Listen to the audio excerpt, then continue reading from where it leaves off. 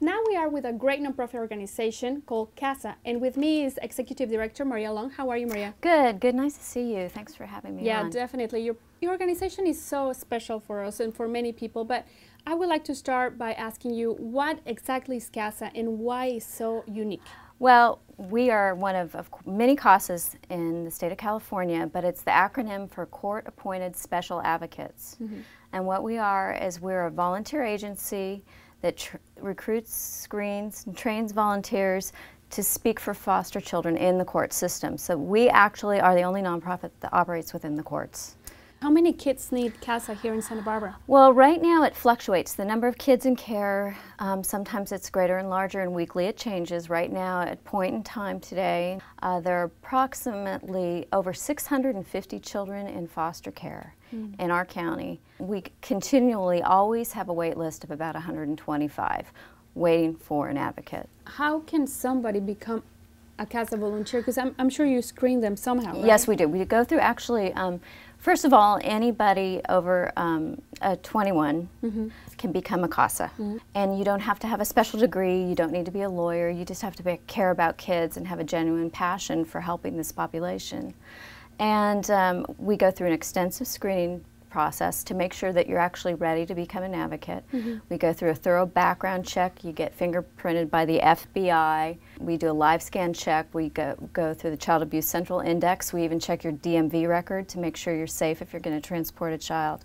And then we put you through a 40-hour training and court observation, and then you're sworn in as an officer of the court. So it's really a very dedicated volunteer position. I don't mean for it to be intimidating, but it's very enriching, it's very rewarding, and in the end you understand how complicated these children's lives are. Can you illustrate the process itself? Like, if I want to become a volunteer, what happens? Well, what you would do is contact Casa, either by email or by phone number, and we have a volunteer recruiter. Her name's Kim Davis, and then she'll put you through the initial interview process.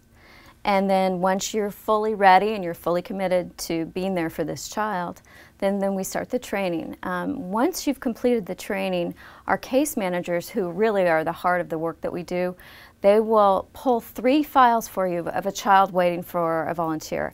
And you get to read that case, and you pick the child that calls to you. You pick to help that child.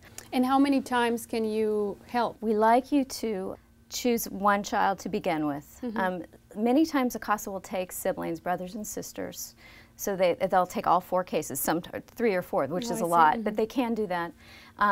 Typically, we ask for a year commitment to be an advocate, but many of our advocates stay on for 2 or 3 or 4 years. We've had some Casas that have been with us as long as the program's been in existence, and they're our master Casas, and we love them. They're wonderful people. Who selects the foster families? The foster families are selected by the county, Child Welfare Services. They have a great foster care recruiter, and they're the ones who actually do the training and screening of the foster parents.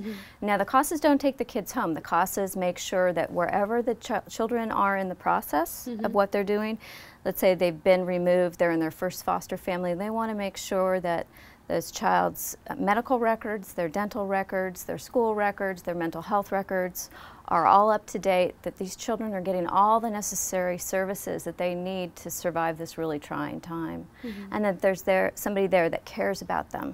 Yeah. Do you remember like a nice example? I know it's confidential, most of them, but something that it's more specific for the viewers. Yeah, there's a really there's a beautiful story that actually Judge Herman, our judge, tells frequently. And we had a Casa who was assigned to a little boy that was deaf.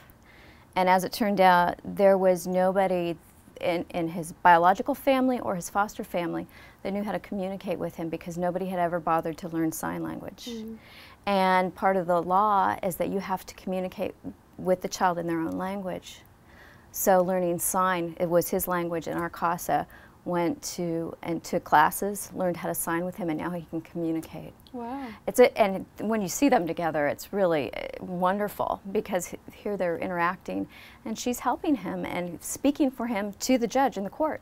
And I'm sure those relationships go almost forever, I guess. Well, yeah, they do. And I don't when you're know. when what happens is a lot of times the Casas fall in love with their children, and Yeah. so even after the case is closed, and ideally they wind up in a safe, permanent nurturing home,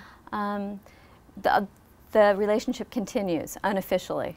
I know Casas that have said that they've attended their Casa children's weddings or been with them for years and years, even after they're out of the system.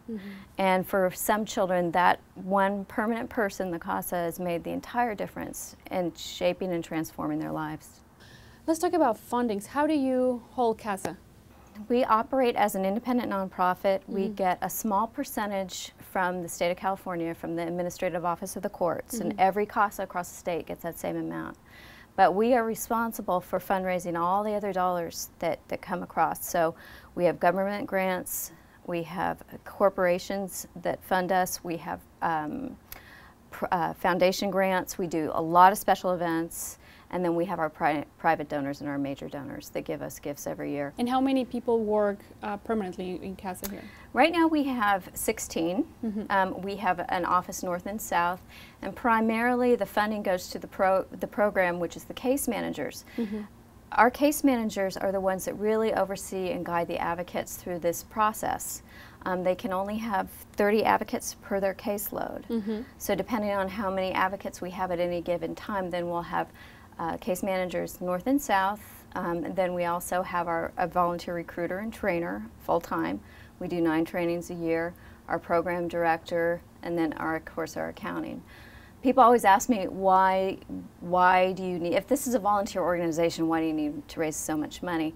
Well, the truth of it is that it costs approximately $3,000 per child to recruit, screen, train, and support an advocate for 1 year.